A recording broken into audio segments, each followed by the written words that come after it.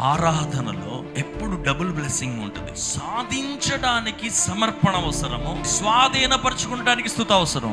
సంపాదించడానికి సమర్పణ అవసరము, స్వాధీనపరచుకోవడానికి స్తుతి అవసరము. స్తుతి ఎంత శక్తి కలిగింది అని అంటే, యూదా అంటే మాటకు అర్థం ఏంటంటే స్తుతి. ఈ సంవత్సరము స్తుతితో పాటు నువ్వు వెళుతుంటే కొన్ని స్వాధీనపరచుకుంటా. దేవుడిని స్తుతించుకుంటూ నువ్వు ముందుకు వెళుతూ ఉంటే ప్రభు అన్నాడు, కొన్ని నువ్వు స్వాధీనపరచుకుంటా, కొన్ని వాటిలోనికి నువ్వు ప్రవేశించగలుగుతావు. కారణము ఏంటో తెలుసా?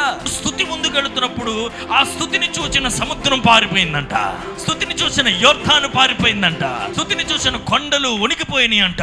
దేవుడు నీకు చెప్పే మాట ఏంటో తెలుసా? నీ స్తుతి ముందు నీ ఆటంకాలు, నీ పరిమితులు, నువ్వు స్వాధీనపరచుకోవాల్సిన దానికి అడ్డుగా నిలబడుతున్న ప్రతి విధమైన ఆటంకములు, ప్రతి విధమైన పరిమితులు దేవుడు తొలగించబోతున్నాడు. తొలగించే దానికంటే వాటికి భయం పడుతుందంట.